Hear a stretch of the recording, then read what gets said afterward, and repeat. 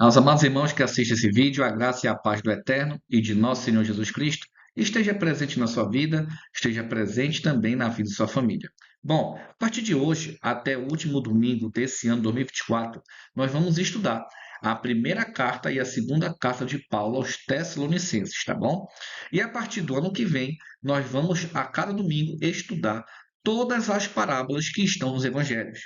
Vou trazer para os irmãos o real significado e compreender o que Jesus quer dizer em cada parábola. Bom, vamos iniciar nosso estudo hoje do primeiro capítulo. Ele é bem curtinho, mas vamos aprender. Vamos juntos.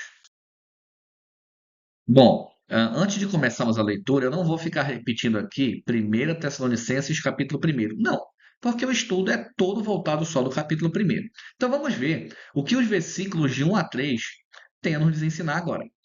Paulo e Silvano e Timóteo, a igreja dos Tessalonicenses, em Deus, o Pai, e no Senhor Jesus Cristo.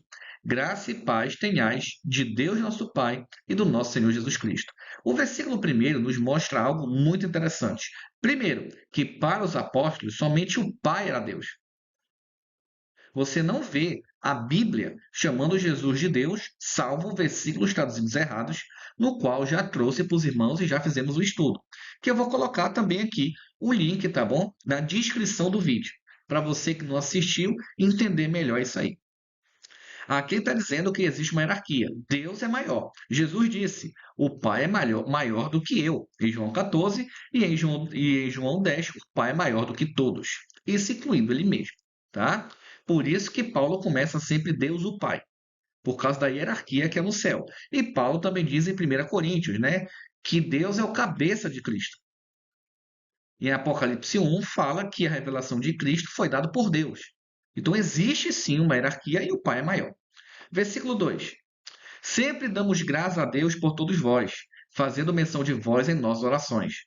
Aqui é muito importante. Além de Paulo orar pela igreja, ele agradece a Deus por ter a igreja. Isso é muito bonito, é uma situação muito bonita. Lembrando-nos sem cessar da obra da vossa fé, do trabalho do amor e da paciência da esperança em nosso Senhor Jesus Cristo, diante de nosso Deus e Pai. Isso aqui é interessante. Ele lembra a igreja, no versículo 3, de não parar a obra da fé, ou seja, para ele continuar vivendo a palavra, continuar no fruto do Espírito, no trabalho do amor, fazer o trabalho por amor, não por inveja, não para se exibir, não por dinheiro, por amor. E da paciência da esperança. O que é isso? Essa esperança aqui é a volta de Jesus. Eu já vi uma vez um pastor, que eu não lembro o nome dele, que ele pegou esse versículo e tirou de contexto. Ah, porque Deus nos dá esperança. Não, essa esperança aqui que Paulo está dizendo é a volta de Jesus. A maior esperança do cristão é a volta de Jesus. É a promessa que ele fez para nós. Eu tenho essa esperança que Jesus volte. Então, quando nós lemos a Bíblia, nós temos que entender o que significa cada palavra. Não é só ler uma palavra, tirar de contexto, pregar, o povo dizer amém, esses pregadores coach, que Deus está contigo. Não, isso não existe, irmãos. Nós temos que entender da esperança, por isso que é paciência.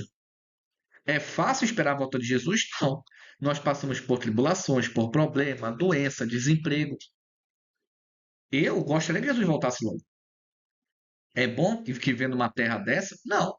Prefiro estar no céu, ao lado de Deus e nosso Senhor Jesus Cristo. Eu prefiro.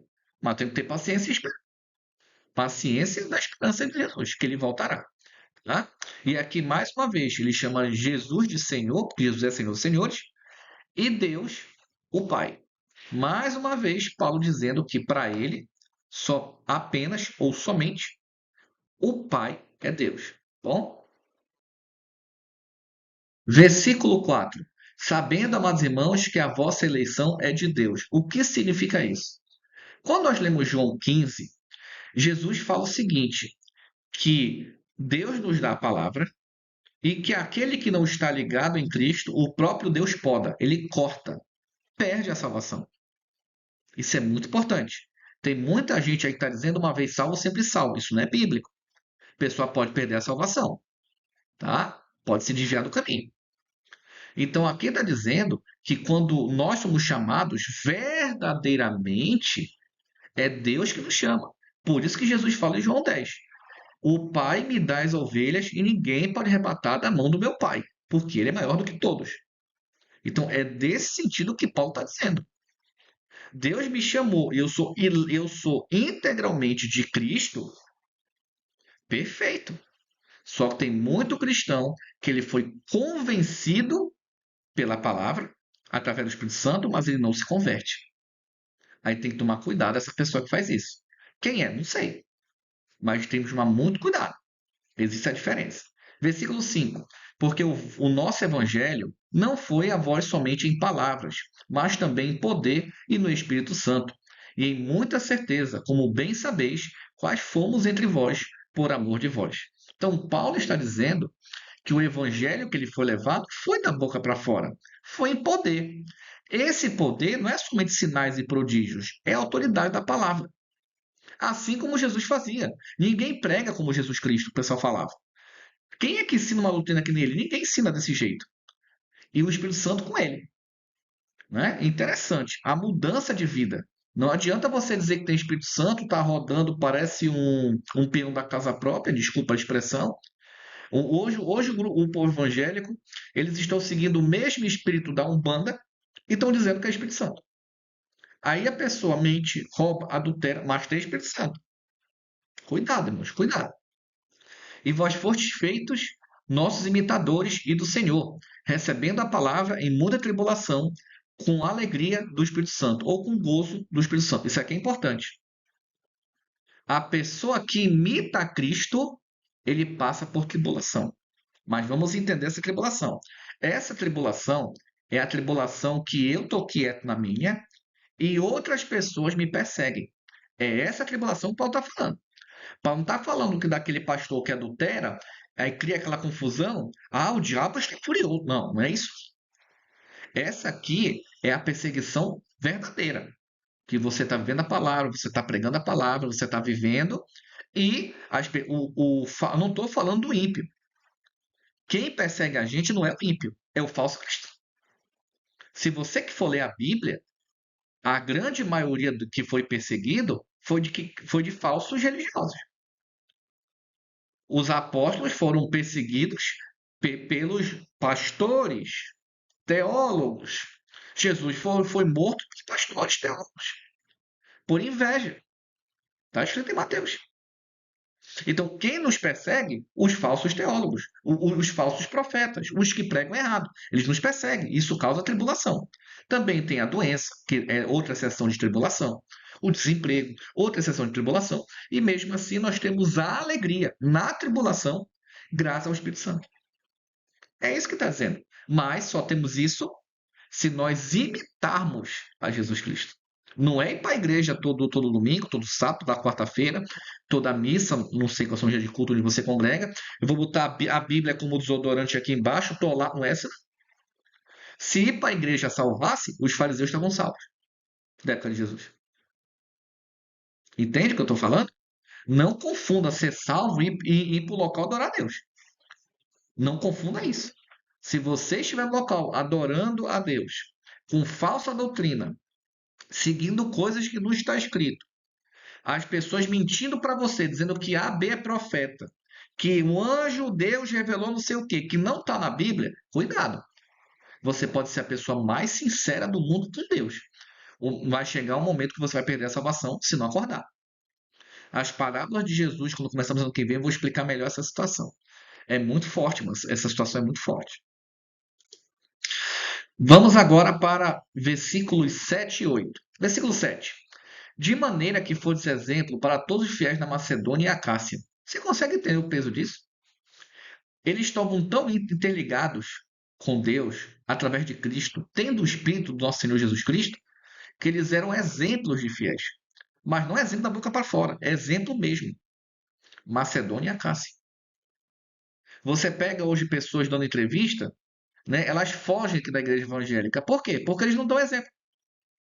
Eu não sou eu que estou dizendo isso. Você está julgando. Irmãos, não estou julgando. Eu estou falando a verdade. Eu estou falando a verdade. Uma vez eu estava dando um estudo bíblico para um rapaz que eu não vou citar aqui nomes nem o que foi.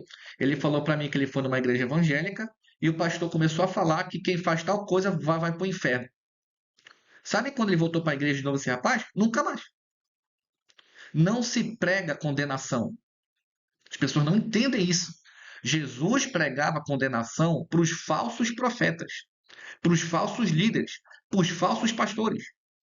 Jesus nunca pregou condenação para aquele que não sabe a palavra, para aquele que nunca estudou. Aí o pastor que não tem Espírito Santo é carnal, ele se acha alguma coisa e vai pregar errado, em vez da pessoa seguir a Jesus, ela não quer mais saber de Jesus. E um cara desse diz que tem Espírito Santo. Não tem sabedoria nenhuma. É esse que é o ponto. Toda vez que eu falo de condenação aqui no canal, eu falo sobre líder que mente para você, líder que te extorque dinheiro, líder que fica mentindo, líder que fala no púlpito, você tem que ser vegetariano e por trás está comendo carne. Entendeu? E ainda tô falando, ainda nem entrei aqui no método de falsos profetas. A Bíblia diz que o sábado é um sinal e o falso profeta diz que é selo. A Bíblia diz que o selo é o Espírito Santo. Eu guardo o sábado, eu defendo a guarda da lei. Mas o sábado é um sinal. Selo é Espírito Santo, é outra coisa. Tem gente aqui pregando o contrário à Bíblia, dizendo que tem Espírito Santo, dizendo que é de Deus. Aí aperta, né? Me abraça sem me apertar. Aí é complicado. A gente tem que ter essa sabedoria. Eu tenho que seguir o que está escrito. Somente. Ah, mas a pessoa pode falar o que quiser. Apenas a Bíblia, irmãos. Apenas a Bíblia. Tá bom? Versículo 8. Porque por vós soou a palavra do Senhor, não somente na Macedônia e Acácia, mas também em todos os lugares a vossa fé para com Deus se espalhou, de tal maneira que já dela não temos necessidade de falar coisa alguma. Ou seja, o povo de Tessalônica, eles tinham tanta instrução da palavra, tanta instrução, que se você for, você vai acompanhar no canal aqui, é uma das raras igrejas do Novo Testamento que Paulo não puxa a orelha. Ele não puxa a orelha da igreja de Tessalonicenses. Ele não puxa. Ele fala: vocês estão de parabéns, vocês estão no ponto. É isso aí. Isso aqui é maravilhoso, irmão. Isso aqui é maravilhoso. Nas ações. Eles não eram cristãos da boca para fora. Agora, para encerrarmos, versículo 9, né, o penúltimo versículo do nosso estudo. Porque eles mesmos anunciam de nós qual a entrada que tivemos para convosco, e como dos ídolos vos convertedes a Deus, para servir o Deus vivo e verdadeiro. Olha só, as pessoas deixaram de servir ídolos para servir a Deus verdadeiro. Sabe o que é uma coisa interessante, irmãos? As pessoas acham que ídolo é só uma imagem. Não. Tem gente que segue mais o pastor da igreja que a Bíblia. Ele é seu ídolo. Tem gente que segue mais profetas do que a Bíblia. O profeta é seu ídolo. Se você colocar qualquer coisa na frente de Deus, na frente da palavra de Deus, já é seu ídolo. A minha prioridade é a Bíblia e sempre, sei lá, só a Escritura. Eu respeito quem pensa diferente, eu respeito quem quer pensar o que seja. Você pode pensar o que quiser. Eu apenas a Bíblia. E é isso que eu estou trazendo para os irmãos, a Bíblia. Explicação passo a passo de cada versículo de algumas cartas nos livros, para você compreender.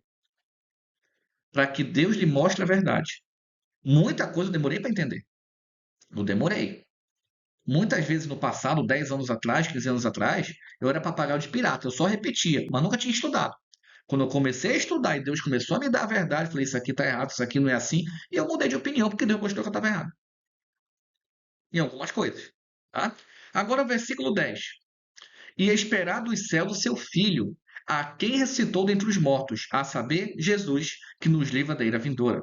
Então, assim como o Atos dos Apóstolos diz, Paulo está dizendo, Jesus não ressuscitou, irmãos. Jesus foi ressuscitado pelo Pai.